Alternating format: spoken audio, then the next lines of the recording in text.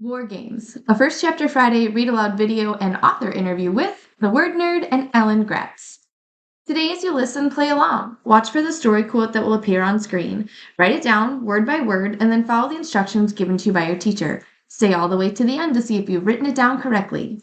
Before we begin, I want to give a quick shout out to Mrs. Thatcher's 7th grade ELA students at Wilston Middle School Central Campus in Wilston, North Dakota. I'm so glad you guys are here today and hope you love this story. Hi, my name is Amanda Zieba. Welcome to my channel, Learning with the Word Nerd, and another First Chapter Friday video. This week, I'm going to be reading to you from War Games by Alan Gratz. It is his newest historical fiction novel, and you might not be able to tell from the cover, but the thing that pulled me into this book and made me want to read it most is that the main character is a gymnast. Now, some of you might know that I was a gymnast. I love gymnastics. In fact, my newest book, Life in the Passenger Seat, features a gymnast. And so I was really excited to read this book and see how another author portrayed this sport. But beyond that, I was super interested in reading this book because it's got so many layers. It is about the Olympics. It is about Hitler. It is about World War II. It's about a bank robbery. And it just has so many interesting and exciting elements. And I thought I know how this book was gonna go, but like 7 pages in, I was like, well, I guess I made a wrong assumption there. This book's gonna keep me on my toes and keep the pages turning, and I couldn't have loved it more. It was fantastic. So let me tell you a little bit more about it. Then I'm going to read chapter 1, and then, you guys, highlight of my week, I got to chat with Alan Gratz and ask him about all of these things about gymnastics, about the Olympics, about researching historical fiction books, about graphic novels. So definitely stick around to hear that conversation. So let me tell you a little bit about this story first. In 1936 Berlin, nothing is what it seems. Evie Harris can't believe her luck. She's competing in the Olympics, along with famous fellow American athletes like Jesse Owens. True, there's something creepy about Germany's new leader, Adolf Hitler, who watches over the games with his Nazi henchmen. But Evie's just here to win a gold medal in gymnastics. Until she discovers a horrible secret. Behind all the Olympic fanfare, the Nazis have Berlin in an iron grip of terror and violence, and war is brewing. When Evie gets embroiled into a mysterious plot to help steal Nazi gold, she must navigate the city's darkest corners and hidden passageways, never knowing who she can trust. With lives on the line and her family's future at stake, Evie has to choose between following her Olympic dreams or standing up to evil before all is lost. So, as you can see, it isn't hard to get sucked into this story. So we are going to just jump right into it with chapter 1, which is called Tell No One. Trumpets blared, bells rang out. Beyond the mouth of the dark tunnel, 100,000 voices roared. I took a deep breath as the team from Turkey marched out ahead of us, and we moved up to take their place. The U.S. team had waited a long time for our big moment. We were about to walk in the Parade of Nations at the opening ceremonies of the 1936 Olympics. Alphabetically, we were third from last among the 49 countries here to compete in Berlin. I looked around at my fellow U.S. athletes. Swimmers, boxers, wrestlers, field hockey athletes, pentathletes. More than 300 of us stood ready to enter the Olympus Stadium, the outdoor arena that would be the main sports venue for the next 16 days.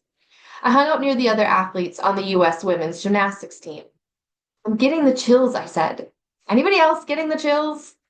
The 7 other gymnasts were huddled together, buzzing with energy. The girl closest to me nodded, and then turned her back on me again. My lips thinned. My teammates had all trained at the same East Coast gym. I was the lone outsider, all the way from California. Worse, I had beaten out one of their friends to make the team. Ever since then, they'd given me the cold shoulder. Fine, I thought. I'm here to win gold. I don't need friends for that. Am I late? Mary Brooks asked, swanning in like she was showing up to a fancy party. She took my arm and I smiled despite myself. I didn't need friends, but I'd made one on the ship to Germany without even trying. Fashionably late as always, I said. We're about to walk out. Then I'm right on time, Mary said. Not going to stand with the rest of the equestrian team, I asked. No sticks in the mud, Mary said. Mary Brooks, my gymnastics teammates cried. They crowded around her, shining their attention on her the way they never had with me. I couldn't begrudge them too much. Mary Brooks was an Olympic athlete and a Hollywood movie star, a real one. After she'd won an equestrian gold medal at 16, Mary and her horse, Abyssinia, had starred in half a dozen Hollywood westerns. I'd seen her last picture, Moonlight on the Prairie, in a theater back home. Now, she was my best friend and roommate on the U.S. team. I still couldn't believe it. It was sure nice to have a little good luck for a change. Isn't this thrilling, Miss Brooks? One of the gymnasts asked. It must be like walking the red carpet, said another. Mary smiled and nodded and then turned her back on the girls. I saw their faces drop as she led me away. A little taste of their own medicine, Mary said. I see how they treat you, Evie. Your teammates need to learn that looking out for other people gets you much further in life than looking out for yourself. Mary had been looking out for me since we left New York. She'd said I'd reminded her of the first time she'd gone to the Olympics alone as a teenager, and she had immediately taken me under her wing. I bristled at first. I didn't need anyone else's help. I'd been taking care of myself for a while now, but it was nice to have a friend I wasn't competing with. Ugh, these uniforms, Mary said, fiddling with her buttons. All the U.S. women athletes wore the same outfit. A blue jacket, white blouse, white skirt, and red-ribboned straw hat. I knew Mary was used to wearing expensive designer gowns. For me, the U.S. gymnastics dress uniform was the nicest set of clothes I'd ever owned. The boater hat alone was the kind of thing I could have only afforded to buy secondhand, a couple of years after it was out of fashion, if ever. I put my hands in my jacket pockets and my fingers touched the mysterious folded-up note I carried with me. I'd been so excited about the opening ceremonies that I'd forgotten it was there. Nervous? Mary asked, misreading my frown for anxiety. Yes, I said. One of the athletes standing in front of us, a young black man on the track and field team, overheard our conversation and looked back. What's your name, kid? He asked me. Evie? I squeaked, turning my own name into a question. I knew his name. He was Jesse Owens, the biggest star on all of Team USA. Owens was lean and compact, with short-cropped hair and a big smile. Last year, he'd set 4 world records in a single college track meet, and everybody was expecting him to break a bunch more records here today. Out of all the athletes the United States had sent to Berlin Olympics, only 18 of them, 16 men and 2 women, were black, like Jesse Owens. Most of the others were white, like me and Mary and my gymnastics teammates. I cleared my throat. I'm Evie Harris, I said, doing a better job the second time. It's an honor to meet you, Mr. Owens. Another black sprinter nudged him and laughed. Mr. Owens, dang kid, how old are you? 13, I said, standing up straighter. I'm a gymnast.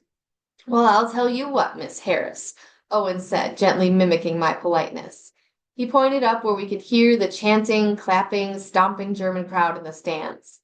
You keep your eyes on the prize and don't let all this other business distract you, and you'll take home the gold. Owens didn't understand. Neither did Mary. I had my eyes on the prize. I was totally focused on winning a gold medal in gymnastics. I knew I could do it. The real reason I was nervous was the note in my pocket, the note that someone had slid under my door of my room at the Olympic Village that morning. I didn't have to pull it out again to know what it said. I'd memorized it. If you want to take home the gold, come alone to the Maiden Bridge on the Spreckle Enoch tonight after the opening ceremonies. Tell no one. Who'd written it? Who'd put it under my door? What did it mean? I definitely wanted to take home the gold, but couldn't I do that all by myself? And what was so secret that I couldn't tell anyone else about it? The only thing I knew for sure was that the note was meant for me alone. Even though it had been delivered by hand, the envelope was addressed to Evelyn Harris, Bakersfield, California, general delivery, which meant that whoever wrote that note knew me better than anyone else here, even Mary. United States, someone yelled. You're up. Showtime, said Mary. Jesse Owens smiled. Let's go make history. And if you want to find out what happens next to Evie and her teammates and in the Olympics and Jesse Owens and what that secret note is all about, you're definitely going to want to pick up a copy from your school library, purchase it from your favorite local indie bookstore, or As always, I'll have the Amazon link down in the video description box for you. Thank you so much for listening to this chapter 1. Now let's go and talk with the author, Alan Gratz. All right, readers, we are in for a real treat today. We are here with author Alan Gratz to talk about his book, War Games, and also a little bit about refugee. Alan, thank you so much for being here with us today. Thanks for hosting me. I appreciate it. Yeah, I've been looking forward to it all week. I'm super excited, so I'm just going to dive right into my questions. And my first one is, I love books with layers, and this book has lots of them. It is about the Olympics. It is about Hitler. It is about a bank robbery. It is about poverty. There's the Dust Bowl. So I'm curious, which of the layers or pieces of the story came first to you? For me, it started with the Berlin Olympics. So the 1936 Berlin Olympics were such a big moment in history. You've got Jesse Owens winning 4 gold medals. You've got the boys in the boat, the underdog rowing team from the University of Washington winning a gold medal. You've got the first torch relay. You've got the first televised Olympics. You've got the Hindenburg flying overhead, filming everything. There's so many firsts or interesting things that happen about this Olympics, and I've really wanted to write about this time period in history for a long time. So I started with the Olympics, and then I started brainstorming, like, is my story just going to be a sports story, or is it going to have something else to it? And I thought about all the different elements of the Olympics, and I thought about gold, and I thought about winning gold, or maybe taking home the gold, and that's what took me down the path of putting in the heist, the bank robbery. And I also thought about this theme of all that glitters isn't gold. So you mentioned that it's Nazi Germany and that it's 3 years before World War II. And the Nazis were trying to present to the world this bright, shining new Berlin that had been resurrected after World War I. And so I tried to pull in gold in multiple ways, winning gold in the Olympics, stealing gold from the bank, and then this idea that sometimes everything that looks like it's gold really isn't gold. Yes, well, I love the story. I love all that as a word nerd. That like witty wordplay just makes me so happy. And also, I was a gymnast my whole life growing up, and Oh, very cool. it's not a topic that's often featured, a sport that's often featured, and so for me, like that was one of the big pieces that pulled me in. Nice. Um, my next question is because this was a real event, some of the characters in the story, like Hitler, like Jesse Owens, are real people that actually existed, and some of the characters are made up. And so I'm curious, how did you balance the nonfiction information with the fiction information? And like, this is purely a selfish question as a fellow writer. What are you allowed to make a nonfiction character do or say in a book? Like, how does that all work? Right. So if I were writing a nonfiction book that wasn't a novel, right, then I would need to make sure that everything that the people said, they actually said. Because when you're reading nonfiction, you don't expect the author to be making anything up, whether it's dialogue or any of the actual historical events. So when I'm writing historical fiction, I have a little bit more latitude with the places that I can put people who are real life, like historical figures, and the things that they say. So I have to be really careful, though. There are sometimes when, like, for example, Jesse Owens is a character in the book, and he talks to Evie, the main character, a little bit. And at one point in my first draft, I had him walking out into the stadium with Evie for the opening ceremonies, and he says, like, let's go show this Hitler guy who's boss, right? And I thought it was a really cool line to say as they go out into the stadium. Well, I did more reading about Jesse Owens, and I read about his attitude toward the Olympic Games, and his attitude was very much like a lot of the other athletes. I'm just here to be a sportsman. I am not here to be political. And so actually, he wouldn't have probably said, let's go stick it to Hitler. He did in his actions, but he probably wouldn't have said that on the way out the door. And so instead, I changed that line in revision to let's go make history. Because that he did plan to do. He planned to make history as an athlete. And of course, he did, but he also made history politically by showing up the Nazis and their ideal of white supremacy, right? And so, like, he does make history multiple ways.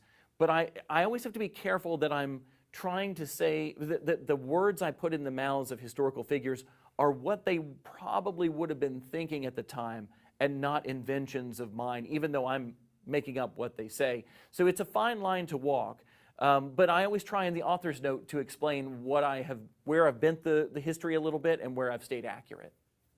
That's super interesting, and it absolutely makes sense. And it also leads very nicely into my next question, which is you do write a lot of historical fiction, and I'm assuming it includes a ton of research. And so I'm wondering if you'd be willing to share one of your favorite researching tips. We have a lot of students who listen in, and so maybe you could pass along some of your wisdom to them. Sure. So I go to the library and I check out an awful lot of books about whatever time and place that I am writing about. And I bring them back to my office and I sit and I read books for like 9 months to a year. And I just take notes the whole time. It's usually 9 months to a year of research before I ever write the first word of a story. But this is the trick that I learned. While I'm doing research, I'm typing up my notes because it's faster than writing them out by hand. I love to write by hand, but it's too slow. So I'm typing up all my notes. I write them down exactly as they are in the book so that when I go to use them later, I know not to say it that same way because then I might plagiarize, right? So if I type up, I don't summarize the notes I'm getting from a book. I type it up verbatim, like word for word, right? So that when I use that information, I know not to use that language in my book. Take the information but write it in a different way. The other thing I do is I have a file open on my computer called Scenes from my Berlin Olympics book, right? And as I'm doing my research and I see something really interesting like, oh, the Hindenburg was flying overhead, I'll put maybe we see the Hindenburg flying overhead in my scenes list. And I'm keeping, like Jesse Owens won this really amazing duel with Lutz Long for the long jump. I'll put that over here, like it'd be cool to see the long jump, right? And so I keep making a list, and when I feel like I have a long enough list of scenes, then I stop, and that's when I start outlining my book. But think about the scenes you want to take from research as you're researching and start to build your story while you're researching. That's a big trick for me. I love that. That is super helpful, super tangible, and I think sometimes writing feels like a very vague, like how do I get better at it? And that's such like a hands-on strategy. So thank you. Thank you for that. Yeah. So your other new book coming out is the graphic novel adaptation of Refugee. And I know that students are huge fans of graphic novels. They're widely popular. It is the most frequently read book by my two sons, or book format. And so, but I'm not sure that people who are graphic novel readers have maybe even considered becoming graphic novel writers. And so I'm wondering if you could tell us one piece of the process that might be surprising that we maybe wouldn't consider when we think about writing a graphic novel. I think the toughest thing, especially coming from writing prose novels, is that you can't put too much in one panel. So when you're thinking about writing the panels of a graphic novel, like take an action sequence. Let's say that somebody is running along a rooftop and they jump from one rooftop to the next one and then they tumble and roll and they stand up and they start running again. You can't do all that in one panel. You might want to write that into one panel and say, oh, my superhero jumps from the rooftop and flies across and lands and does a tumble and keeps running. But that has to be multiple panels. You probably need to show the person running. Then you show them leaping from the side of the building. Then you show them mid-flight as they're jumping across. Then you show them landing at another panel, and then another panel has them tumbling, and then maybe another panel has them popping up, and you're 5 or 6 panels in, right? And so one action sequence can take up a lot of real estate in a book. But a lot of people, when they start writing graphic novels, will say, in this scene, the main character flips over a table while the bullets are flying and then jumps over the table and punches the guy out. And it's like, well, that's like 3 pages. That's not one panel. That's a lot of stuff, right? So I think there's a temptation to put too much into panels, but you've really got to break it into really discrete moments where this happens, then this happens, then this happens, then this happens. And it means that you get less story in a graphic novel because things that happen take longer to happen, more pages to happen. Yeah, I was just thinking like this, when we look at this sideways, it's not that thick. And I mean, Yeah, I don't know. it's much thinner than the Refugee's actual somewhere book. up here, but it's Yeah, it's thicker than this, and so yeah, that's interesting that you'll have to figure out what's going to make it into the graphic novel and what isn't. exactly. Okay, my last question is something that I've never asked anybody else on this channel before, but I heard that you're a big baseball fan. I am. And I also am a huge baseball fan. My boys play, they're 13 and 15. My husband coaches college baseball. And so Oh. in the beginning of the season, I was going to keep track of how many innings of ball I watched between March and August because it's a lot. But It's a then lot, I'm I sure. got busy and I lost that list. So my last question for you is, who are you hoping will do well in the playoffs this season? Well, I have an answer, but I have to ask you, do you have a team? Like, who's your pro team? So I'm from Wisconsin. And so my mom and sister are huge Brewer fans. And I want them to win. Of course, they're the hometown team. But I watch so much baseball in real life that I don't watch any baseball on TV. So That is because fair. I'm a That is Wisco fair. girl and I love my home, my home state, but I'm not super invested. I got you. Well, the Brewers have a really good chance, I think, of making the World Series this year. They're better than they've been in a long time, and that's I think they've got a good chance of making it. I'm a Dodgers fan, so I'm pulling for the Dodgers to make it, but I have a feeling that the Brewers will make it in their place. And then on the American League side, I'm guessing Toronto. That's my guess because of their pitching and their defense. But we shall see. But for your home state, I hope for your sake that the Brewers make it. Thank you. Funny connection to the Dodgers. My maiden name was Lee, and so I bought a Dodgers hat in college because it had LA on it, which my initials were AL, and I was like, this is cool. I like this, whatever. And so I have a Dodgers hat. And now that I know you like them, I'll cheer for them. Like Jasmine There you Warga go. is a huge Bengals fan, and so whenever the I Bengals are know. I on just saw her TV, the other day, and she was wearing a tiger sweater at the event because the Bengals played that night. That's hardcore. yeah. Yeah, so I was like, okay, whenever the Bengals are on TV, I think of Jasmine and I cheer for them on her behalf. So now whenever I see the Dodgers on TV, I'll think of you and I'll cheer for them on your behalf. Love it. I appreciate that. And I'll cheer for the Brewers for you. Okay, thank you. Thank you, thank you. For my mom, really, it's for my mom. Thank you so much for your time today. Thank you for all of the amazing stories that you share with readers. We're so grateful for that. If a reader has another question they might like to ask you, what's the best way for them to contact you?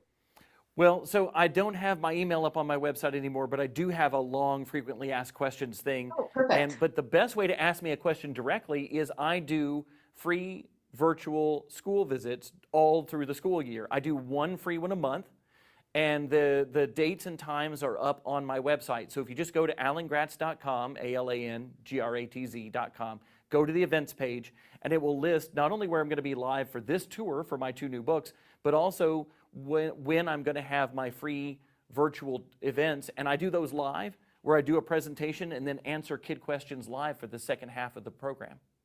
That is amazing. I will make sure to put all of those links down in the video description box so teachers and classrooms, homeschool parents, y'all can check that out.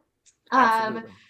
But thank you so much, Alan. Thank you so much, readers, for joining us for another First Chapter Friday video, and we will see you again next week. Happy reading. This week's mystery quote is a short one. Let's go make history. To continue reading War Games by Alan Gratz, pick up a copy from your school library, purchase one from your favorite local indie bookstore, or grab it via the Amazon link down in the video description box. Then be sure to check out the rest of the First Chapter Friday videos I have for you on my channel. There are more than 200 ready and waiting for you. Finally, before you leave, please like this video and subscribe. And teachers, be sure to check the video description box for links to amazing freebies that are related to First Chapter Fridays and more. See y'all again next time. Happy reading.